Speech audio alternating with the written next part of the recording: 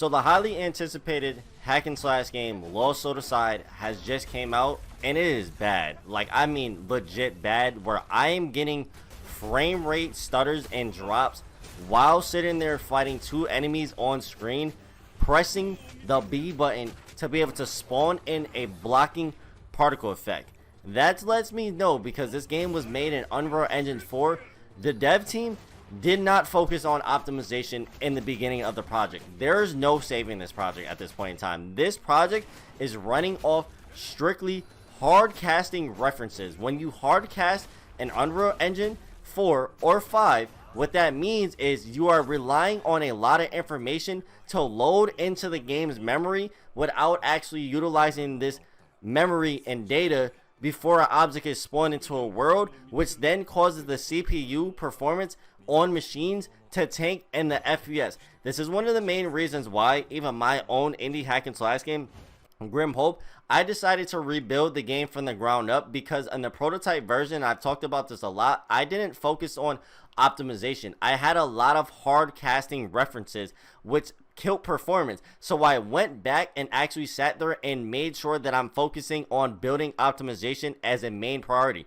I've come to the realization, especially with looking at Lost Soul Aside, optimization in terms of bad performance is not an Unreal Engine problem, it is a developer problem. You guys keep focusing on optimization as your last thing. It is so hard to optimize a game once a game has already been fully built. There's all these different systems, there's all these different mechanics. Instead, you need to focus on optimization in the beginning of the development cycle, because you can run a lot of things through interfaces, which eliminates hard casting. Interfaces allow you to get data and information a lot easier, where I'm not casting directly to objects that I don't need to load specifically into memory when my game boots up. The next thing I've noticed about Lost Soul Aside is because a lot of people actually sat there and said, yo, the gameplay's combat is just overall generic, it feels uninspiring.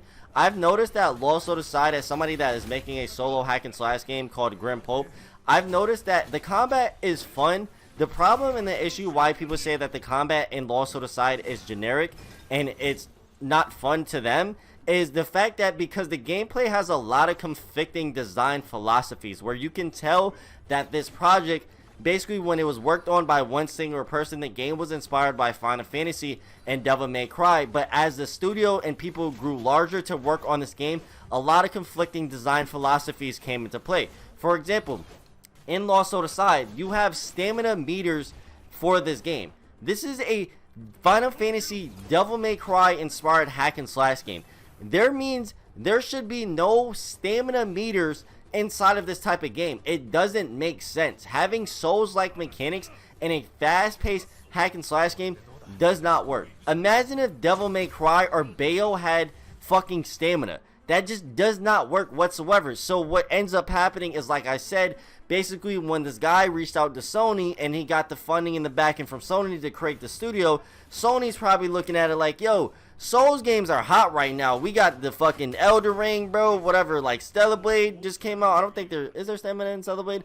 I don't think there is. Maybe Black Myth Wukong, if I'm not mistaken, there might be like stamina in that. I didn't play Black Myth Wukong, right? But whatever games were really popular in the Souls-like genre that had stamina, and basically the investors in the suits are like, well, fuck it, man, those are making money, add that to your game. And then they ended up adding that to that game, where again, you can tell, and it's right in front of your face, there's so much design flaws and issues and conflicting ideas where the game has lost its core identity of what Lost Soul Aside should be. Another reason why people say that the game is generic in terms of the combat is there is no unique mechanic in this game that makes you be like, damn, bro, no other game does that but this game. And I've even dealt with this issue in my own hack and slash game, and I'll give you a prime example, right? When you play Bayonetta's unique mechanic is witch time. No other game out there does witch time. So if I want to sit there and experience that uniqueness and mechanic, I'm gonna go play Bayo, right? An example, in Devil May Cry, no other game was first to implement Devil Trigger besides Devil May Cry. In this game, obviously, there's a Devil Trigger where your character goes into the white hair, he gets the power up and stuff like that. It's like, it's cool, but at the end of the day, that is already a staple point for a game called Devil May Cry. That is one of the greatest hack and slash games made of all time. What makes people, and like I said, I've dealt with the same issue when it comes to Grim Hope, and this is why I'm still looking and searching for that unique mechanic. What makes people want to actually go play Lost Side instead of just going back to go playing a more polished hack and slash game like Devil May Cry? And that's a really good question. And that's where Lost Side struggles in combat. It doesn't have its unique mechanic, bro. Like, would I play Lost Side right now? No. Because the optimization is bad. Is the combat fun in like the tutorial where there's not a lot of shit going on?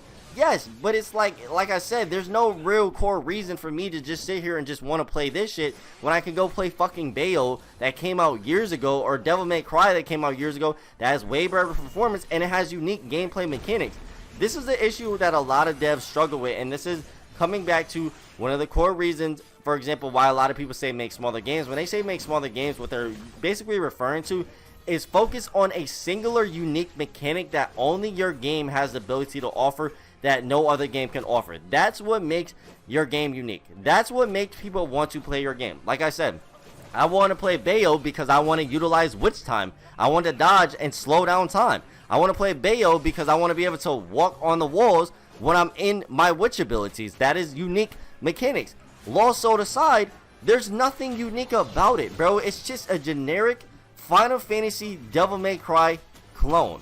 And like, I hate to say this because like I understand, like as a solo developer, like I said, my own hack and slash game has been compared to Devil May Cry, and it's been compared to a good way from people that actually look at the game.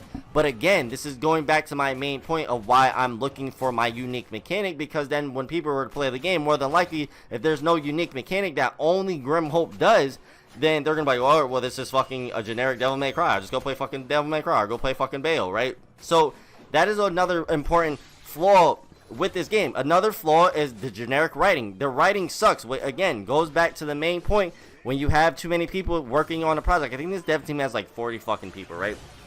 Even if this guy made the game solo, he got a deal with Sony. So that means Sony then structured this as if it was an actual studio where you have a general manager, you have a hiring manager, you have other senior managers you got to go through. And it's like at that point in time, the vision for the game gets lost throughout the cycle. It's like playing fucking telephone. You have 40 people on the dev team, you know what I'm saying? Like, after 40 people, certain design ideas and philosophies just get fucking jumbled up, and everybody's like, oh, let's do X, Y, and Z, let's do that. So that's one of the main issues, again, with the game. Obviously, that's why you have generic writing. The writing's pretty bad. Like, I'm not interested in the story. Even when the game fucking starts off, I don't give a fuck about the story. It wasn't interesting. And I've only played through the first area, and it's like I said, I was just dropping frame rates where it's like I couldn't even fucking play the game. So it's like, I can only imagine when you get further along throughout the game. And like I said, man, this game has really bad optimization. Even on fucking PlayStation, the game is stuttering. So it's like, I'm running on PC and I have a P5 and people are stuttering on PlayStation.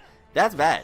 So Lost Soul aside, if you are an indie game developer, I highly recommend at the fact that you actually sit there and look at this game as a case study. Look at what Lost Soul aside has done wrong and look at what the game has done right. I do feel, like I said, I think combat in terms of just overall fun combat hack and slash from a solo indie developer is pretty fun. I mean, I can kind of make the same combat in terms of Grim Hope and like how the combat plays out. Well, I just like send a tutorial and probably combo lab just for fun and shit like that. Like, yeah, because that's probably one of those most playable part of the game. But just in general, it's just not that good. I don't think the price that they're charging for it, I think what they're charging like $70 for the game. I don't think this game's $70. I think this game is a fucking AA game that is like maybe $20 to $30 max, bro. $70 with fucking DLC, pre-order bonus, all that shit. That shit is not worth it. If I were you, I would wait to get Lost Soul aside. I think right now, if I check the Steam page for the demo, another thing before I end the video, if you're going to release a hack and slash game, bro, please put out a fucking demo earlier. Don't put the game out right away. Like, the easiest, one guy said real quick, the easiest best people I can give for the developer is to prove the game is to fix the default animation running camera. Smoothing sprint. Okay, so this is actually a really good review. I'll read it later. But overall, like I said, man, this game is just bad, man. I don't know if there's any saving it, bro. A lot of movement is janky and stuff like that, and a lot of people weren't liking the game. Obviously, this is the demo. I don't know what the main actual game has. I can check the main game real quick. I'm just looking at the demo. Let me see what the reviews are for the main game, because the game just actually came out. I think the reviews are mixed yet again. So overall, man, like I said, look at this game as a case study. I want to hear your guys' thoughts and opinion down below in the comment section. I had to post this on my main channel because I feel like Lost Soda Side is really popular, and then my game dev channel is just not sponsored. But if you guys want more videos like this where I talk specifically about game dev, head over to Fragoso and game dev, and then you guys can subscribe to that channel. I just post a lot of game dev like specific videos. And overall, I'm gonna see you guys in my next one.